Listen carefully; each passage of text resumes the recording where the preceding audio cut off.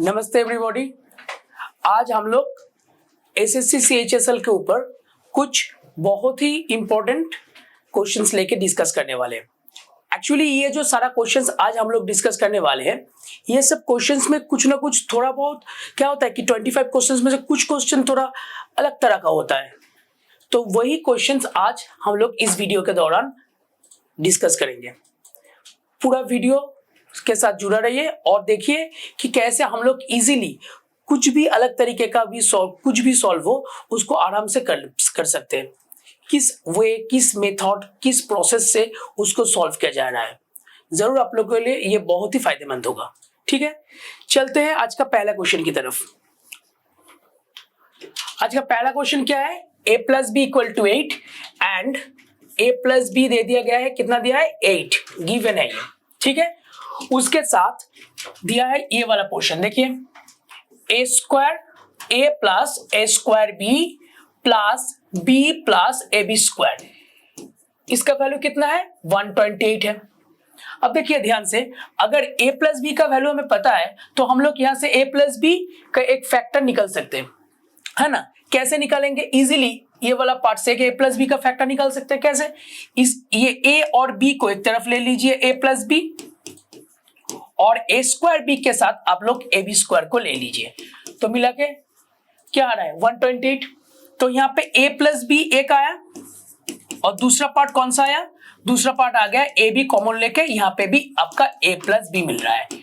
यानी ये जो फॉर्म दिया हुआ था, ये जो इक्वेशन दिया हुआ था, इसके लिए एक फैक्टर मिल रहा है हमें a प्लस बी, ये दोनों कॉमन चला गया, और एक है 1 प्लस ए बी, इसका वैल्यू 128। तो a प्लस बी का वैल्यू कितना है? 8 दिया हुआ है ना, तो 1 plus A B equals to 128, यानी इसको काट दीजिए। काटने से कितना मिलेगा? 8 1 से 8, 4 8 16, तो यहाँ पे ए बी का वैल्यू हो गया 16 माइनस 1 यानी 15। अगर ए बी मिल चुका है, ए प्लस बी मिल चुका है, तो positive value of A cube B cube मिलना बहुत ही आसान है ना। तो हम लोग अगर ए क्यूब बी क्यूब का वैल्यू हमें अगर ढूंढ लेके कहा गया है तो ये होगा A plus B whole cube. बस formula 3ab a plus B. थोड़ा फॉर्मूला को ध्यान दीजिए, फॉर्मूला की तरफ, और जस्ट इक्वेशंस इस तरह का हो, फिर क्या है, आप लोग घबराइए मत, बस इसको थोड़ा सॉल्व कीजिए, आपको ए बी का वैल्यू मिल जाएगा। ठीक है, तो इससे इजीली हम लोग कह पाएंगे कि a प्लस बी तो 8 है, 8 का क्यूब कितना होता है? 512, और ये 3 ए बी है 15 और a प्लस बी है फिर से 8, तो इसको मल्टीप्लाई करने से कितना मिलेगा? 15 इंटू 3 45, उसका 8 टाइम्स यानी 90 का 4 टाइम्स, यानी ये हो गया 360। तो ये इसको अगर माइनस करें तो 251, यानी ऑप्शन है हमारा, option A is the right option. ठीक है, ये अलजेब्रा से एक क्वेश्चन है जहां पे ज्यादातर हम लोग आगे का वीडियो देखिए, आगे का वीडियो में a plus B A B दिया हुआ था, लेकिन यहाँ पे ए बी का वैल्यू दिया नहीं हुआ है, इसको हम लोगों को क्या करना पड़ा? इवेल्युएट करके इसको निकलना पड़ा। ओके, फिर नेक्स्ट क्वेश्चन देखिए, क्वेश्चन नंबर 2। क्वेश्चन नंबर 2 में दिया हुआ है एक ट्रायंगल जिसका 3 साइड्स 25, 39 एंड 34, यानी ये किस टाइप का ट्रायंगल है? ये एक स्केलिन ट्रायंगल है, हर एक साइज अलग अलग मेजरमेंट का है। ठीक है, साइड्स का length and area of a square exceeds the area of this triangle by 21 square units. यानी और एक स्क्वायर के बारे में कहा गया ट्रायंगल के साथ साथ, जिस स्क्वायर का एरिया क्या कर रहा है? ट्रायंगल के एरिया से 21 एक्सीड कर रहा है। तो जब भी हमें ऐसे 3 वैल्यू होता है, इसको हम लोग ए बी और सी मान लेते हैं और इसका सेमी पेरीमीटर निकालते हैं, a plus B plus C by 2। इसको जोड़ के देखिए कितना आ रहा है, इसको जोड़ के 25, 39 और 38 को जोड़ के कितना मिलेगा? 34। टोटल ये कितना? 9 प्लस 4 13 प्लस 5 18, 1 3 9, यानी ये काट के कितना आ गया आपका? 49 आ गया।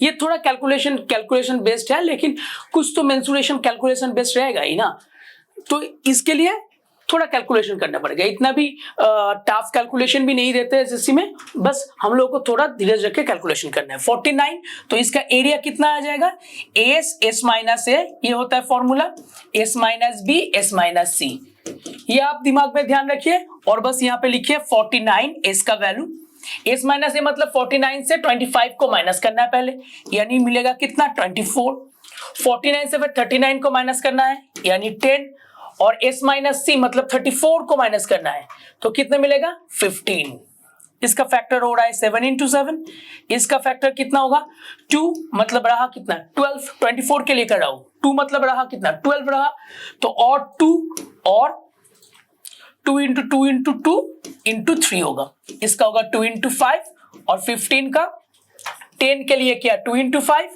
ये टोटल 24 का, ये 49 का, ये इंटू है ओके, एंड 15 के लिए 3 into 5 आ रहा है। तो उस हिसाब से यहाँ पे 2 5, एक 5 बाहर आ गया, एक 7 निकल के आ गया, 1 2 3 4, तो यहाँ पे 2 2 निकल के आएगा क्योंकि ये रूट के अंडर में है ना, और कुछ बचा तो नहीं, 7 गया, यहाँ पे क्या गया 2 गया, यहाँ पे 5 गया, बचा क्या 3, तो 3 भी गया, आ गया रूट स्क्वायर रूट हो गए। तो ये टोटल है हमारा वैल्यू, इसका वैल्यू कितना आ रहा है जोड़ दीजिए, 5 2 10, पहले हमेशा इन दोनों को मल्टीप्लाई कीजिए, 10 2 20, ये हो गया 60 इंटू 7 420। अब इस 420 ये क्या है ट्रायंगल का एरिया है और स्क्वायर का एरिया कितना है, इसके साथ हमें और 21 ऐड करना है यानी 441, और हमें पता है कि स्क्वायर का एरिया अगर हर एक साइड ए करके है तो स्क्वायर का एरिया होता है ए स्क्वायर, तो उस हिसाब से एक एक साइड का हो गया कितना 441 का ए स्क्वायर, ए निकलना है तो उसको रूट करेंगे, तो 441 क्या होता है 21 का स्क्वायर, यानी 441 का स्क्वायर रूट होगा 21, निकल गया आपका आंसर। यहाँ पे चाहिए क्या था, the side of square is 21, option A is your correct option. Okay, next question देखते हैं। अगला क्वेश्चन क्या दिया है, a sphere is placed in a cube so that touches all the faces of the cube. Small a is the ratio of volume, small a is the ratio of volume cube to the volume of sphere. और क्या दिया है, और दिया है यहाँ पे कि B is the ratio of surface area of sphere to the surface area of cube. यानी दो रेशियो के बारे में कहा गया है, और किस तरह है ये कुछ इस तरह है, एक स्फीयर और इसके अंदर क्या है 3D में नहीं, मैं 2D में ही यहाँ पे ड्रॉ कर रहा हूं, यहाँ पे ऐसे क्यूब के अंदर पूरा टच कर रहा है सरफेस को, क्यूब बॉक्स के अंदर ऐसे क्यूब होता है ना, ऐसे क्यूब होता है, इस क्यूब के अंदर ऐसे इस बॉक्स को पूरा टच करके अंदर एक क्या बैठा हुआ है, अंदर एक स्फीयर बैठा हुआ है, तो स्फीयर का जो डायमीटर होगा वही होगा क्यूब का, स्फीयर का हम लोग मान लेते हैं क्यूब का एक एक साइड है कैपिटल है और डायमीटर कितना है 2r, तो a होगा 2r, a क्यों 2r हो रहा है क्योंकि वो पूरा स्फीयर क्यूब के अंदर ऐसे फिट हुआ है कि क्यूब का हर एक सरफेस को, आगे वाला पीछे वाला सरफेस, ऊपर नीचे सामने पीछे सभी सरफेसेस को वो क्या कर रहा है टच कर रहा है, तो उस हिसाब से हमेशा स्फीयर का जो डायमीटर है, रेडियस ले लिया है मैंने r, तो डायमीटर क्या होगा 2r, वो क्यूब का एक एक साइड के साथ इक्वल है। अब a कौन सा रेशियो है, a है वॉल्यूम ऑफ क्यूब मतलब a क्यूब डिवाइडेड बाय क्या दिया है उसके साथ volume of sphere 4/3 pi r cube, और b है surface area of the sphere, पहले सरफेस एरिया है, पहले surface area of the sphere है, उल्टा है यानी 4 पाई r स्क्वायर सरफेस एरिया, क्योंकि स्फीयर के पास एक ही सरफेस होता है कर्व सरफेस, तो उसका क्या होता है कर्व सरफेस एरिया भी जो भी है वही उसका टोटल सरफेस एरिया होता है, तो उस हिसाब से 4 पाई r स्क्वायर ही होगा, और नीचे क्या होगा सरफेस एरिया ऑफ क्यूब यानी 6a स्क्वायर।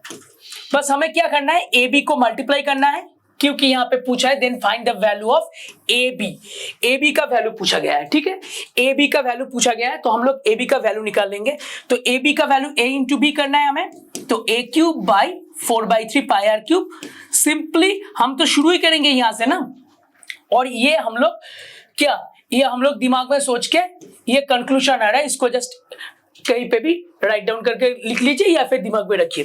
फिर इसको जस्ट कैलकुलेट करना है हमें 4 pi R square by 6 A square. तो देखिए कैलकुलेशन करके क्या मिल रहा है, ए स्क्वायर के साथ गया तो एक ए बचा, और यहाँ पे आर क्यूब के साथ आर स्क्वायर गया तो एक आर बचा, और ये टोटल कैंसिल हो गया 4 पाई और 3 के साथ 6, यहाँ पे 2 आ रहा है, यानी मिल गया हमें a बाई 2r। अब a और 2r दोनों तो इक्वल है, तो यहां से इजीली मिल जाएगा a बाई 2r का वैल्यू कितना होगा 1, तो ये हो गया 1, क्योंकि a भी जो है 2r का वैल्यू सेम हो रहा है, तो a का वैल्यू अगर कुछ भी हो 2r का वैल्यू वही होगा, तो दोनों काट जाएगा, काट के 1 देगा आंसर। यानी यहाँ पे ऑप्शन कौन सा होगा, सी इज योर करेक्ट ऑप्शन। यहाँ पे सी हो रहा है हमारा सही ऑप्शन, सी हो रहा है हमारा सही ऑप्शन। ओके ठीक है, next. Now the ratio of man's age to the father's age is 4:5 and the ratio of his age to his son's age 6:1। 4:5 दिया है कोई भी मैन और उनका फादर का एज का रेशियो, और 6:1 है वो मैन और उनका सन का रेशियो। कोई भी एक आदमी है, उनका पिताजी का रेशियो ये है एज का, और ये है उनका और उनका लड़के का रेशियो। ठीक है, आफ्टर 4 years ago दिया है, दिस रेशियोज वेर 11:14 होगा, 11:14 था और 11:1 है, ये दोनों रेशियो, यानी मैन ये हो गया उनका फादर एंड मैन और उनका सन। ठीक है, ये कौन सा रेशियो है देख लीजिए ध्यान से, ये प्रेजेंट रेशियो है। ओके, और ये वाला हमारे पास कौन सा रेशियो आ गया, हमने जो नोट किया है यहाँ पे, ये वाला रेशियो हो गया हमारा 4 years ago। Okay, 4 years ago का रेशियो, 4 years ago। तो उस हिसाब से हम लोग क्या करेंगे, हम लोग सबसे पहले ये मैन का ही है ना दोनों 4 और 6, तो इसका एलसीएम ले लेते हैं। 4 और 6 का एलसीएम क्या होता है 12, तो इसको हम लोग 3 से मल्टीप्लाई करके 12:15 बना लिया, और इसको 2 से मल्टीप्लाई करके 12:2 बना लिया।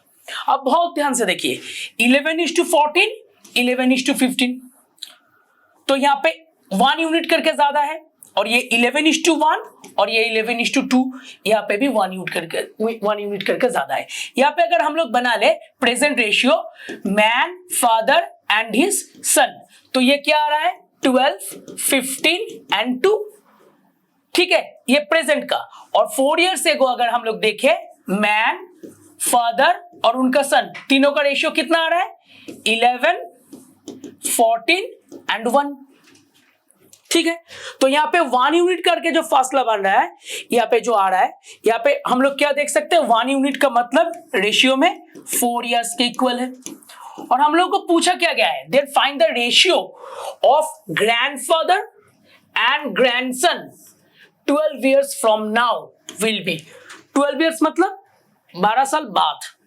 ठीक है, तो 12 years मतलब रेशियो में कितने यूनिट होगा 3 यूनिट करके होगा, इंक्रीज होगा 12 years बाद, प्लस होगा 3 यूनिट। तो यहाँ पे रेशियो क्या है, यहाँ पे अभी का रेशियो क्या है 12:15:2 है। तो इसके साथ हम लोग क्या करेंगे, फादर और ग्रैंडसन इन दोनों का चाहिए 15:2, तो 3 यूनिट करके ऐड कर देते हैं 18:5 बन गया। तो ये आंसर हो गया क्या, क्वेश्चन नंबर सी। रेशियो और इस तरह का क्वेश्चंस में कभी भी एक्स मत लीजिए, ऐसे रेशियो का सवाल रेशियो में ही सॉल्व कीजिए। ठीक है, ऐसे प्रैक्टिस कीजिए, बहुत इजीली हो जाएगा और जल्द बन जाएगा। नेक्स्ट देखिए अगला question, a person marks his 40 items 20% of his cost price. कोई भी एक आदमी क्या क्या है कि जो चीज उन्होंने बनाया है उसके ऊपर 20% यानी 100 रुपए का अगर उनका कॉस्ट प्राइस है, तो उनका मार्क प्राइस उन्होंने क्या रखा है, हर एक आइटम का मार्क प्राइस रखा है उन्होंने 120 रुपए करके। ऐसे कितना आइटम है 40 आइटम्स है। कितना आइटम्स है हमारे पास 40 आइटम्स, याद रखना हमारे पास 40 आइटम्स है। तो अब वो 10 आइटम्स के ऊपर 10% डिस्काउंट दे दिया, तो 120 रुपए में अगर 10% डिस्काउंट हो रहा है तो कितना बन रहा है 120 रुपए में 10% मतलब 120 रुपए का 10% 12 रुपए होता है, तो गया डिस्काउंट 108 करके, यानी 108 इंटू 10 रुपीज करके 1080 में पहला 10 आइटम्स उन्होंने बेच डाला। अब आगे 20 आइटम्स को वो 50% डिस्काउंट में बेच रहे हैं, तो 20 आइटम्स, तो अगला 20 आइटम्स मतलब 15% मतलब 120 रुपए का कितना होता है, 18 रुपए करके, यानी 102 रुपए करके हो रहा है। तो 102 रुपए करके उन्होंने और 20 आइटम्स मतलब कितना हो गया, 2040 रुपीज टोटल। ओके, तो मिला के टोटल 1080 2040 ये हो गया कितना, 3120 रुपीज उनको मिल चुका है बेच के। ये उनका टोटल सेलिंग प्राइस आ चुका है, ध्यान देना, ये उनका टोटल सेलिंग प्राइस आ चुका है। कितना आइटम्स बेच के, 30 आइटम्स बेच के। अभी उनके पास क्या है कि और भी 10 आइटम्स है, 10 आइटम्स अभी उनके पास है। और वो 10 आइटम्स को अगर अगर 40 आइटम्स के हम लोग देखें तो ये 4800 होता है टोटल। तो 4800 से 3100 3120 हम लोग माइनस कर देंगे, ठीक है। अब देखिए ध्यान से एक चीज समझ लीजिए, discount he can offer so the remaining items he still get the same profit. उनको अगर सेम प्रॉफिट चाहिए, प्रॉफिट कितना है ये नहीं बताया पूरा क्वेश्चन में, प्रॉफिट अगर उनको सेम ही चाहिए होगा तो वो और कितना मैक्सिमम डिस्काउंट दे सकते हैं। हम लोग मान लेते हैं कि उनको 0 प्रॉफिट मिल रहा है, यानी टोटल कॉस्ट प्राइस से ही चल रहा है वो, तो कॉस्ट प्राइस से उन्होंने पूरा माल को बेच दिया है, कोई भी अपने लिए मुनाफा नहीं रखा। तो 40 रुपीज करके यहाँ पे 4000 रुपीज हो रहा है, तो उनको 4000 रुपीज उनके जेब में आना चाहिए ना, उनके जेब में। अब 3120 ये जो टोटल ये डिस्काउंट देके उनको मिल चुका है, ठीक है। एक आइटम का कीमत था 100 रुपए करके, 120 रुपए करके उन्होंने उसके ऊपर मार्क करके रख दिया था। अब जो 120 रुपए करके मार्क करके रखा था उसके हिसाब से उन्होंने डिस्काउंट देके 3120 उन्होंने निकाल लिया है पैसा। अब अगर 4000 टोटल उनको चाहिए होगा तो उन्हें और 880 रुपीज लाना ही पड़ेगा जेब में। और ये जो 880 रुपीज वो लाना चाहते हैं, ये 880 रुपीज के लिए वो चीज के ऊपर लिख के कितना रखा है, और 1200 रुपए लिख के रखा है, क्योंकि यहाँ पे और भी 10 आइटम्स बाकी है अभी, और 10 आइटम्स को 120 रुपए करके मार्क प्राइस करके रखा है। तो जब हम लोग दुकान में खरीदने जाते हैं तो मार्क प्राइस देखते हैं ना, तो टैग में 120 रुपए लिखा हुआ है, तो वो देख के उनको पता चल चुका है कि 1200 रुपए के ऊपर, लेकिन वो उनको पता है कि हमें 880 रुपीज लाना है अगर मुझे प्रॉफिट सेम टू सेम रखना है, ठीक है। यहाँ पे बहुत ध्यान देना, प्रॉफिट के बारे में कुछ भी बताया नहीं गया है, तो हम लोग मान लेंगे कि उनको कुछ भी नहीं प्रॉफिट मिल रहा है, जितना दाम में वो चीज को खरीदा है उतना दाम में ही वो बेच रहे, ठीक है। तो अगर कोई भी 10% या 20% टोटल अराउंड प्रॉफिट होता है उनका, तो वो भी सेम रहेगा। तो उसके हिसाब से हम लोग यहाँ पे इजीली क्या कर सकते हैं कि यहाँ पे डिस्काउंट निकाल सकते हैं। तो अभी 880 रुपीज 1200 रुपए के ऊपर उनको लाना है, तो इसको काट दीजिए, 0 गया, और इसको अगर काटेंगे तो 4 से ये कटेगा। अच्छा 880 रुपीज एक्चुअली वैल्यू है, मतलब उनको डिस्काउंट कितना देना है, 1200 के ऊपर 880 माइनस करके कितना मिला, 320। तो अब 320 रुपीज उनको डिस्काउंट देना है, किसके ऊपर, out of your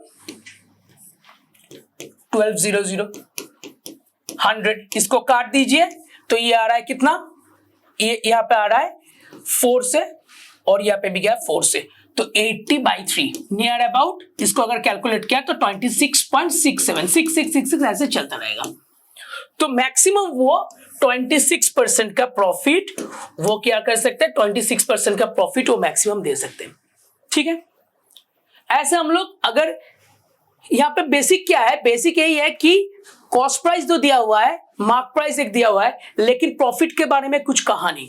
mark price मतलब क्या है, उनके ये मार्क प्राइस के ऊपर ही तो हम लोग क्या करते हैं, डिस्काउंट देते हैं ना। तो मार्क प्राइस उन्होंने बता दिया है, और कॉस्ट प्राइस तो 100 रुपए ले लिया है हम लोगों ने, तो इसके ऊपर वो क्या दे रहा है, डिस्काउंट दे रहा है, एक के बाद एक। पहले के ऊपर उन्होंने जैसे दिया कितना, 10% का डिस्काउंट, फिर उन्होंने दिया 15% का डिस्काउंट, ऐसे उन्होंने टोटल 30 आइटम बेच डाला है। लेकिन और 10 आइटम है, तो उसके लिए हम लोग ऐसे इजीली कैलकुलेट कर सकते हैं, ठीक है। टोटल बेच के उन्हें कितना मिला, 3120 रुपीज, जबकि अगर उनको 0 प्रॉफिट करना है तो उनके जेब में रहना चाहिए 400 रुपीज। तो इसको माइनस करके हमने कितना देखा, इसको माइनस करके हमने देख लिया कि टोटल हमें 320 रुपीज का वो छूट दे सकते हैं। अभी 1200 रुपए के ऊपर उन्हें अभी 880 रुपए, 1200 रुपए के ऊपर उन्हें अभी 880 रुपीज क्या करना है, आपने जेब में लाना है तो वो कितना दे सकते हैं छूट, 320 रुपीज का छूट दे सकते हैं, ठीक है। तो 320 रुपीज का डिस्काउंट दे सकते हैं, वो किसके ऊपर, 1200 रुपए के ऊपर।